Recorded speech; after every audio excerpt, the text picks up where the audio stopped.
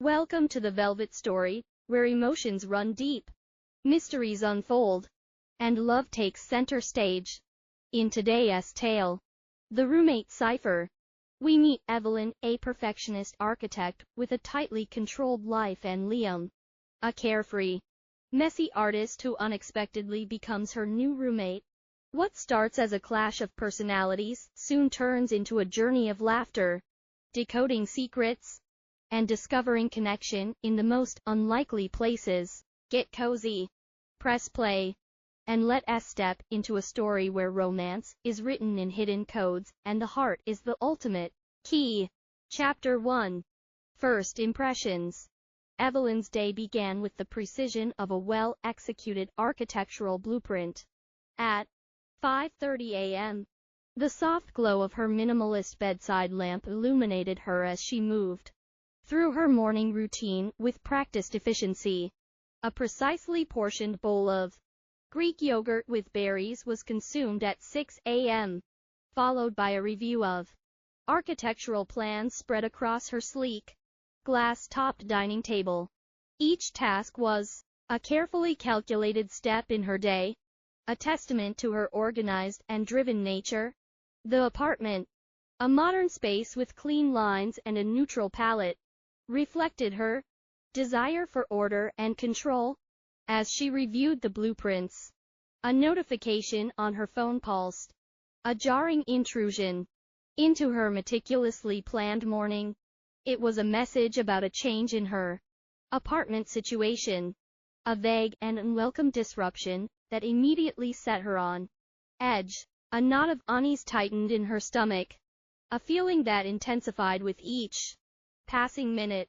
The subsequent phone call with Miss Peterson, her demanding project manager, did little to alleviate her stress.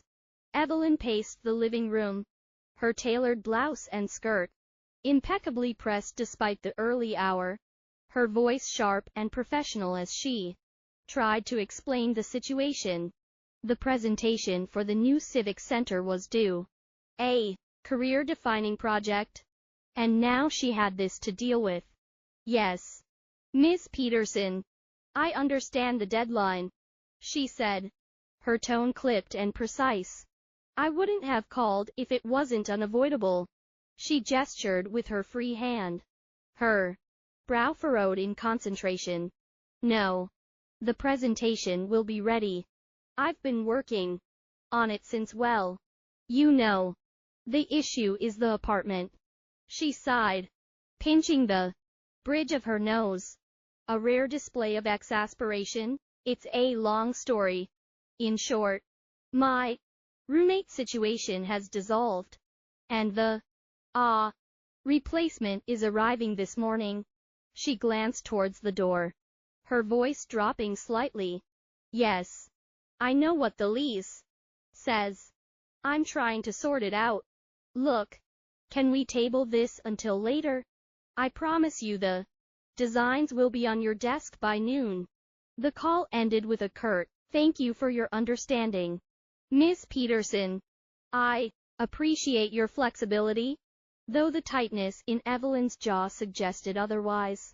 She ended the call with a decisive click and let out a long, exasperated breath, setting her phone down on the side table, next to a half-empty mug of coffee.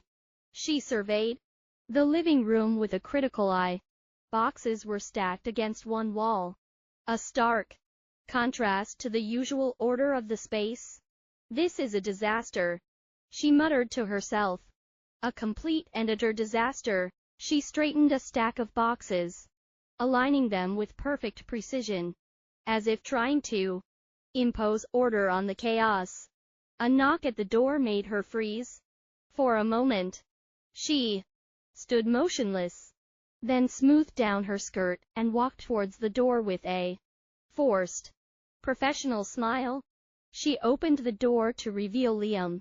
He stood in the doorway, a stark contrast to everything Evelyn held dear, dressed casually in jeans and a t-shirt, with a backpack slung over one shoulder. He had an air of easygoing charm. His hair was slightly messy, and he wore a wide, friendly grin. "Hey, you must be Evelyn," he said, his voice bright and cheerful. "Liam, your new roommate. Sorry, I'm a bit early. The bus got in sooner than expected. And, wow, this is nice." Liam stepped into the apartment, his eyes widening as he took in the modern decor. He almost tripped over one of the boxes, his grin widening sheepishly. "Whoa, careful. There. Didn't mean to invade your obstacle course." Evelyn's forced smile faltered slightly. She took in Liam's casual appearance and slightly clumsy entrance with a look that suggested she was trying very hard to maintain her composure. "Yes, I'm Evelyn," she said, her tone clipped and polite. "And you're early. As you can see, I'm still settling in." She gestured vaguely at the boxes, then pointedly at the half-empty coffee mug. "Would you like some coffee? I just made it, but it seems I got distracted." Liam scratched the back of his head, still grinning. "Oh, no worries. I'm good. Just had a big one on the bus. But thanks. So, where can I dump my stuff? Don't want to add to the ambience." He gestured with his backpack, looking around for a free space. Evelyn's eye twitched, almost imperceptibly. Taking a deep breath, Evelyn tried to regain control of the situation. "The spare room is down the hall, to your left," she said, gesturing with a stiff arm. "You can leave your things in there for now. I'll clear some space later, when I have a moment." Liam walked past her, heading down the hall. "Sounds good. Don't want to cramp your style. You know, I'm pretty low maintenance. Just need a place to crash and, do my stuff." He disappeared down the hall, leaving Evelyn alone in the living room. She stood for a moment, her shoulders tight, then let out another exasperated sigh. Picking up her phone, she glanced at the time and muttered to herself, "Right. Low maintenance. Just what I needed." She walked over to the boxes and began to unpack them with a renewed sense of urgency. The sounds of rustling paper and tape filling the room, a stark contrast to the quiet efficiency that usually characterized her mornings. The day, she knew, was only going to get more complicated. Chapter 2. Finding Common Ground. The initial chaos of Liam's arrival settled into an uneasy truce. Evelyn, fueled by copious amounts of black coffee and sheer force of will, managed to carve a semblance of order out of the living room. The boxes were unpacked, the blueprints spread out on the dining table, and her work resumed its demanding rhythm. Liam, to his credit, proved to be less low maintenance and more surprisingly adaptable than Evelyn had initially feared. He kept his belongings largely confined to his room, a colorful explosion of art supplies and half-finished projects that Evelyn tried very hard not to notice. Their interactions, however, remained largely transactional. "Excuse me, are these organic?" Liam would ask, holding up a bag of oddly shaped carrots from the shared fridge. "Meeting in 5. Evelyn would respond, her eyes glued to her laptop screen. "Mind if I borrow a mug? Top shelf. 3rd from the left." The turning point came, as many unexpected things do, from a dripping faucet. It started as a subtle annoyance, a rhythmic drip, drip, drip that punctuated the silence of the apartment, driving Evelyn to the brink of madness. She tried everything, tightening the handle, adjusting the water pressure, even resorting to consulting a plumbing diagram she found online. Nothing worked. Finally, defeated and on the verge of a full-blown meltdown, she found Liam in the living room, surrounded by a chaotic array of paints and canvases, humming to himself as he worked on a vibrant, abstract piece. "Liam," she said, her voice tight with suppressed frustration. "The faucet in the bathroom is malfunctioning." Liam glanced up from his canvas, his brow furrowed with concern. "Malfunctioning? How?" "Leaking. Exploding. Dripping." Evelyn ground out, the word laden with all the pent-up irritation of the past 48 hours. "It's driving me insane." Liam, surprisingly, didn't laugh or make a joke. He simply nodded. "I can take a look. I'm not a plumber, but I've fixed a few things in my time." Evelyn, desperate, agreed. What followed was an hour of unexpected collaboration. Liam, armed with a motley collection of tools from a battered toolbox he produced from his room, approached the task with a cheerful, almost childlike enthusiasm. Evelyn, initially hovering and offering unsolicited and largely unheeded advice, gradually found herself drawn into the process. She held the flashlight, identified the correct wrench to her own surprise, and even offered a steadying hand when Liam struggled with a particularly stubborn pipe. The dripping stopped. The silence that followed was profound, broken only by a shared sigh of relief. Evelyn found herself looking at Liam in a new light. He was still messy, still chaotic, but he was also capable, and surprisingly, he hadn't made a single joke about her detailed instructions. "Thanks," she said, the word feeling awkward and unfamiliar in her mouth. Liam grinned, wiping a smudge of grease from his cheek. "No problem. Teamwork makes the dream work." "Right." Evelyn almost smiled. "Almost right," she said, a tiny, almost imperceptible upturn at the corner of her lips. That night, for the first time since Liam's arrival, the apartment was quiet.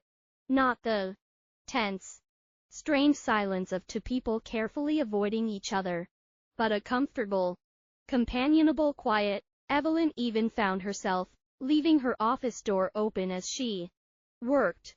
The sound of Liam's soft humming from the living room, a surprisingly soothing backdrop to the rhythmic tapping of her keyboard. The next day, Evelyn found a new tube of paint sitting on her desk, a vibrant shade of cerulean blue, with a small note attached, "For when the world needs a little more color." She didn't know why, but she kept it. Chapter 3. Unexpected Connections. The truce between Evelyn and Liam deepened into something resembling a friendship. The shared faucet victory had chipped away at the wall between them, revealing unexpected common ground. Evelyn, to her own surprise, found herself looking forward to their brief interactions. Those moments when their paths crossed in the kitchen or living room, no longer fraught with tension, but filled with a tentative, almost shy camaraderie. Liam, for his part, seemed to have dialed down his more exuberant tendencies. Sensing Evelyn's need for order, and respecting her space, he still filled the apartment with his art and his music, but he did so with a newfound awareness of her presence, a subtle consideration that didn't go unnoticed by Evelyn. The mystery of the apartment, however, continued to simmer beneath the surface of their burgeoning connection. Liam, ever the curious explorer, couldn't let go of the strange markings he'd found on the wall behind his bookshelf.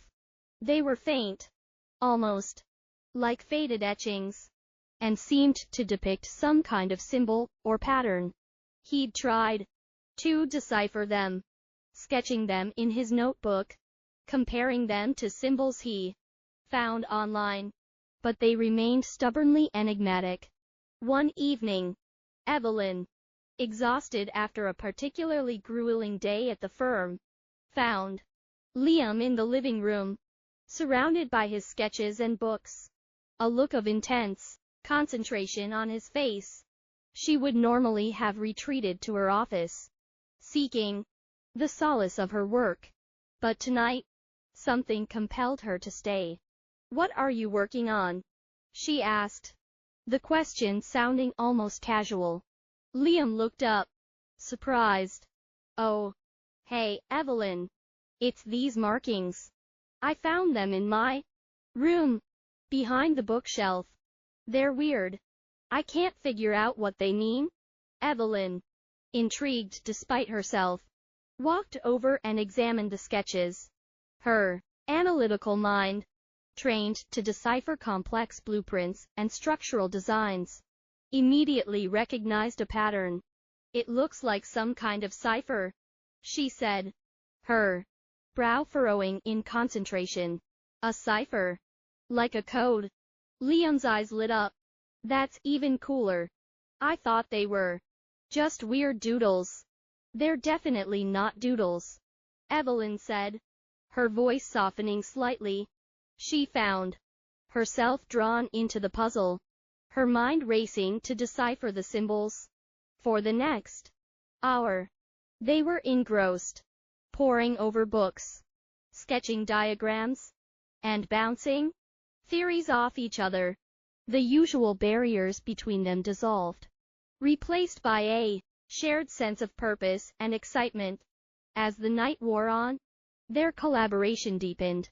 They discovered a shared love for puzzles and mysteries, a hidden common ground that transcended their initial differences. They laughed, they debated, and for the first time, Evelyn felt a genuine sense of connection with Liam, a feeling that went beyond mere roommate compatibility. The breakthrough came late, when Evelyn recognized a familiar architectural symbol embedded within the cipher. It was a symbol used by a renowned architect from the early 20th century, a detail she remembered from a lecture in college. "I think I've seen this before," she said, her voice filled with excitement. "It's an architect's mark." Liam grinned. "An architect? So, this isn't just some random code. This is architectural history." The realization hung in the air between them, charged with a sense of discovery and a shared thrill. Their eyes met, and for a moment, the world seemed to shrink, focusing on the connection between them. It was a look that lingered, a look that hinted at something more than just shared curiosity. That night, Evelyn found it difficult to fall asleep.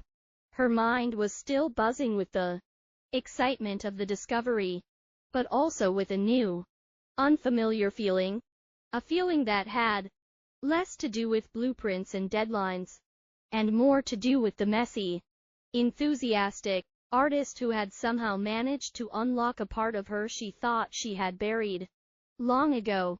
Thank you for joining us for the first 3 chapters of the Roommate Cipher here on the Velvet Story. Evelyn and Liam's worlds have only just begun to collide, from quiet tension to sparks of friendship and discovery. But the cipher they uncovered? That's only the beginning. What secrets does their apartment truly hold? Subscribe and stay tuned, because more twists, emotions, and revelations await in the next chapters of the Roommate Cipher. Don't forget to like, comment, and share your thoughts. We'd love to hear what you think will happen next.